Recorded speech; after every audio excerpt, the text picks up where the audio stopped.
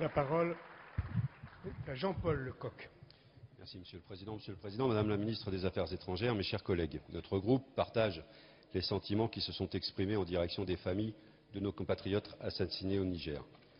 Permettez-moi d'exprimer solennellement aussi la solidarité du peuple français au peuple tunisien et à sa jeunesse en particulier, qui se trouve au cœur d'une révolte légitime face au régime dictatorial incarné par le président Ben Ali et un clan familial dont le caractère mafieux n'est plus à démontrer, son caractère brutal non plus d'ailleurs.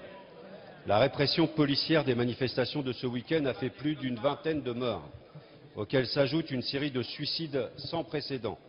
Ces gestes d'extrême désespoir ne sauraient nous laisser insensibles.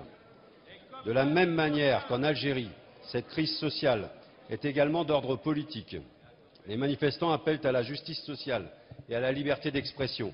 Au chômage de masse s'ajoute l'absence de toute perspective politique. Le régime repose sur le principe de la répression systématique à toute opposition critique.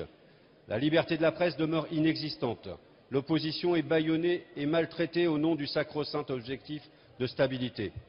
Un raisonnement partagé de manière cynique par les capitales occidentales qui estiment que la démocratie présente trop de risques pour certains peuples et que la dictature est, je cite, le moins mauvais des régimes pour des pays comme la Tunisie ou l'Égypte. Dans une prise de position déjà remarquée à l'époque, et ce lors d'une visite de M. Ben Ali qu'il qualifie comme un ami, Nicolas Sarkozy avait jugé qu'en Tunisie, l'espace des libertés progresse. Aujourd'hui encore, alors que notre pays est si prompt à s'exprimer sur la situation démocratique en Côte d'Ivoire, ce même cynisme conduit Nicolas Sarkozy à garder un silence assourdissant sur la tragédie qui se joue à quelques kilomètres de nos côtes. Madame la Ministre, comment justifiez-vous cette incohérence de notre pays lorsque d'un côté la France appelle au respect de la démocratie en Côte d'Ivoire et que de l'autre elle soutient de manière indéfectible la dictature de M. Ben Ali? Madame le ministre d'État, ministre des Affaires étrangères et européennes. Monsieur le Président, Mesdames et Messieurs les députés, Monsieur le député, oui, la Tunisie comme l'Algérie connaissent en ce moment des mouvements sociaux de grande ampleur et qui touchent particulièrement les jeunes. Face à cela, plutôt que de lancer les anathèmes, je crois que notre devoir est de faire une analyse sereine et objective de la situation. Sur le fond, tout d'abord, parce qu'il faut d'abord parler du fond.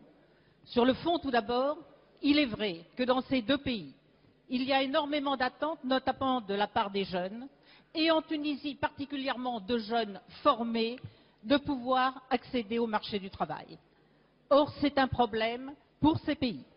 Et c'est bien la raison qui nous fait souligner le bien fondé de la volonté du président de la République, dans le cadre du G8 et du G20, de répondre aux préoccupations et aux besoins qui sont ceux de ces pays. Et en particulier à toutes les conditions nécessaires que la communauté internationale tout entière doit mettre pour permettre aux jeunes et aux jeunes diplômés de pouvoir accéder au marché du travail. Le deuxième problème est effectivement celui des décès et des violences qu'il y a eu à l'occasion de ces manifestations.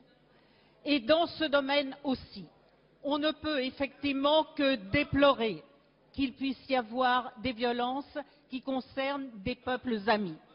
Pour autant, je le rappelle là aussi, cela montre le bien fondé de la politique que nous voulons faire quand nous proposons que le savoir-faire qui est reconnu dans le monde entier de nos forces de sécurité permette de régler des situations sécuritaires de ce type. C'est la raison pour laquelle nous proposons effectivement aux deux pays de permettre, dans le cadre de nos coopérations, d'agir en ce sens pour que le droit de manifester puisse se faire en même temps que l'assurance de la sécurité.